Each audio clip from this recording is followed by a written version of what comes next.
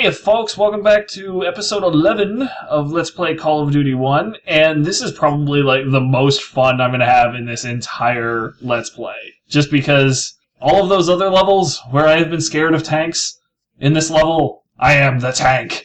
And joining me on this epic journey is... Hey everybody, it's the Last Robokai here, and when I was a kid, when I was growing up, I always wanted to be a tank. So this should be nice. I shall live vicariously through Kukai.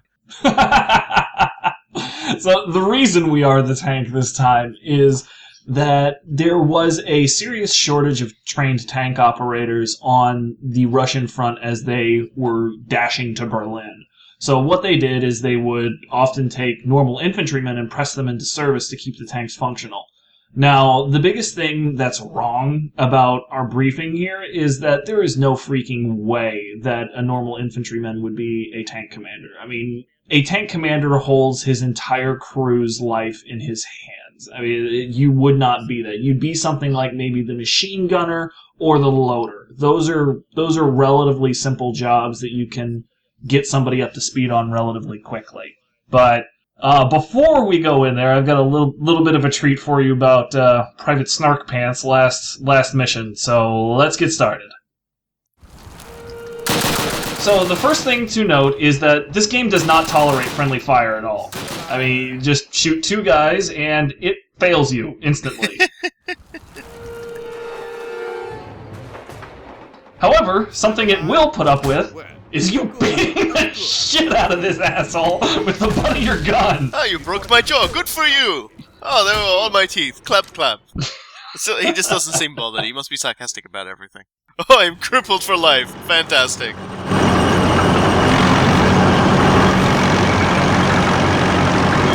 So in here, we are in a T-34 tank, and this is so much fun. I can't tell you how happy I am to play this level all the time. Is there like a button for the horn? You know, you can beep at these guys? I wish. You can tell they're all new tank. Yeah, these are supposed to all be tanks with temporary replacements, so everybody in here is a little bad. 70 kilometers away from Berlin. That's pretty big. Yeah, this is the Oder River. We might as well be knocking on Berlin doorsteps.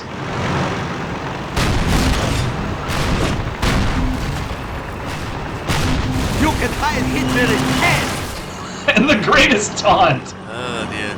One of the things that really helps make this level fun is the fact that every time you kill a tank, your fellow tank crew will spout a one-liner, and you can Heil Hitler in hell is just... I laughed the first time I heard it, and I'm still laughing 10 years later. Yeah, you got to admit, it's certainly a hard one to come back from.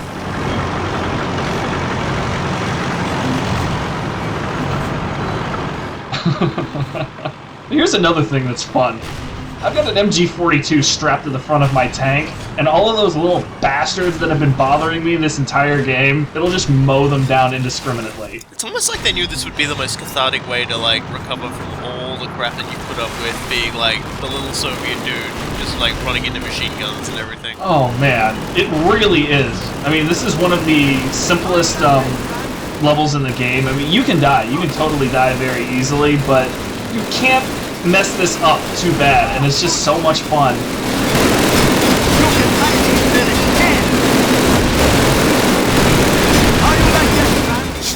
Poor Franz.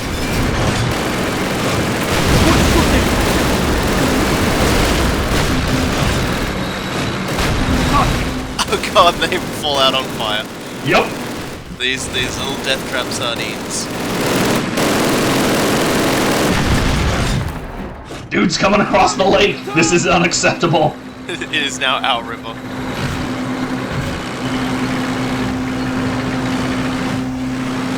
Amusingly enough, in a lot of ways, the infantry is actually a bigger threat to your tank than enemy tanks, simply because almost every infantryman you see here is armed with a Panzerfaust. Also, they're like little versions of you when you do the infinite box. Pretty much. It's like a complete reversal of roles. It's only infinite because, there's like an infinite number of enemies. You'll get to see later, there's something extremely funny that they do after firing their single Panzerfaust. I hope it's run in terror waving their arms over their heads. It's almost that good, not quite that good.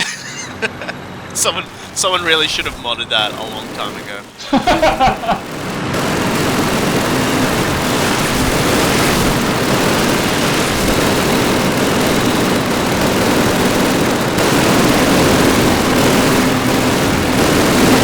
I don't trust this ravine. And that's why.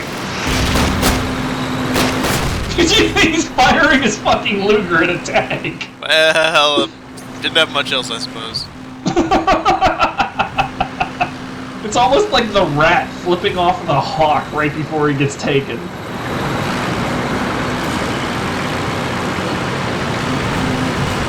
Yeah, it definitely just being atop the tank gives you such a different perspective. It's kind of like, you know, how people who drive four-wheel drives, like in cities, are kind of like they have a different perspective on people. I was gonna say they're a complete massive jerks, and I hate driving next to them. But well, both of these things are true. They're not mutually exclusive. Even being an American, I mean, we created the Hummer. I hate the damn things. Don't let up, comrade! Good shooting!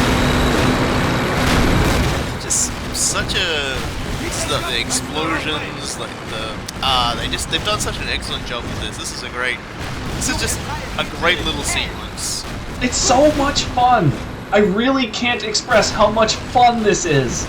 You know, it's like a refreshing little change. You don't get to do this all the time. Just once they just throw you this little music hit. Like these sorts of sequences can go so wrong if you don't balance the fun ride. Like sequences like this where you go outside of what you're normally doing and you know you get into attack or something. Like sometimes like games may make them a little bit too difficult, or they might make like the controls a little obfuscated. This is just good. It's good, fun. It's silly, it's good, and it's fun. That's what they should all strive to be.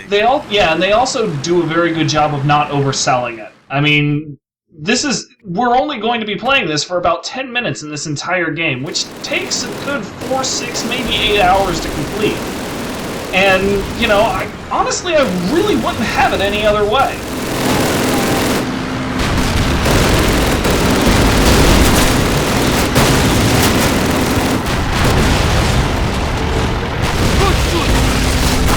I mean, if you oversold this, if you overexposed this, it wouldn't really be quite as fun, because when you get down to it, there really isn't too much here. I mean, you can move your tank back and forth to avoid enemy fire, or hope that people don't shoot Panzerfaust 3 feet away from you. Oh man, that guy almost became a hero. Almost.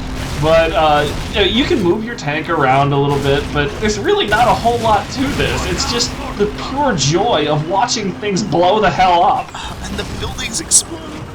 How cool is it though to be like you're the guy who sets the map up with the full knowledge that you're going to be able to just have someone drive through it and just level it, and then it will never quite look the same every single time someone plays through it, unless they're someone who obsessively compulsively likes to destroy every single destroyable thing in existence, which may or may not be me. I'm going to own up.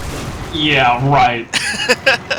Let's just say I never really finished the game Mercenaries because I was having too much fun earning enough money to get the Bunker Buster bomb just to like blow everything up. I may or may not have exactly the same problem, only instead of using Bunker Busters, I just use cluster bombs on everything all the time.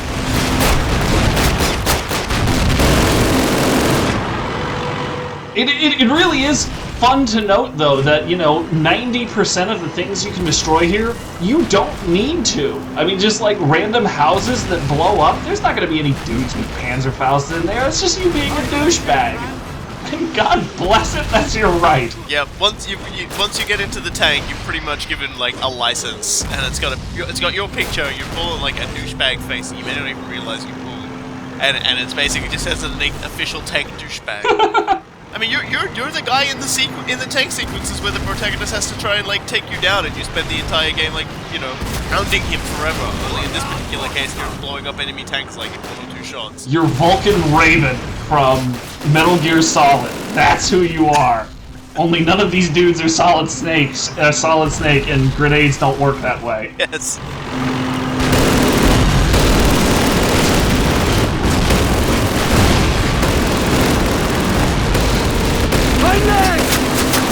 Somebody help me! You're fine. You're good, man. That's the that's the other thing that's kind of weird about this entire sequence is that the damage you take is actually pretty realistic in the sense that it's very variable. I mentioned this early on when in St. Mary Glace that if I just shot a Panzerfaust at something's, slanted front armor, there'd be just as good a chance that it would bounce off and do nothing as blow up and damage the tank. And that's actually modeled here. Only for you, but it's modeled here. That is kind of cool.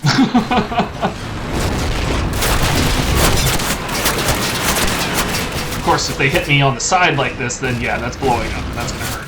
Yeah. Good shooting. But you can't jink and move back and forth unless you're exposing yourself a little. Dude, I played Battle Zone for too long.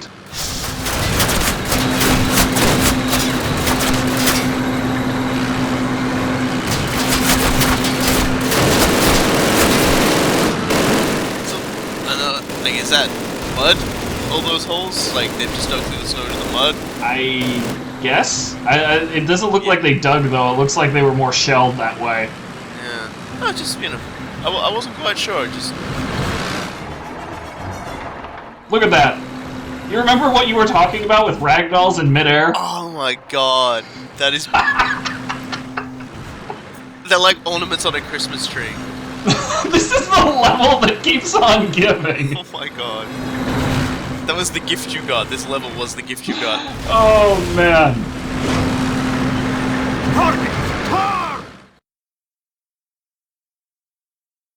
There we go. And that was it. It is altogether too short. But you know what? It needed to be that way. And you can always go back to it. You can. I mean, the nice thing about this game when you're actually playing it is that it does do a very good job of making autosaves. Every time you start a level, it'll autosave. So anytime you want to go back and just relive the glory of blowing up an entire Panzer division, no problem. Just load it up. Boom. More than one boom. And probably louder. Arms out. Kablooey. But yeah, that was definitely one of the episodes that I was looking forward to. And with that, we're actually done with the Soviet campaign as well. We have 3 more wrap-ups, and then we are done with the base game for Call of Duty 1. We'll have a short break then for multiplayer shenanigans, and then we'll be going into United Defensive. Lots of things still left to explode in World War II. Particularly once we get the United Offensive. I'm really looking forward to having Skillness back for those British missions, simply because they do a very, very good job of portraying the SAS there. I'll leave exactly how to your imagination. Until next time, folks, I've been Cool Guy. I have been the Lost Robo Guy. And we have been a tank. We have become the tank.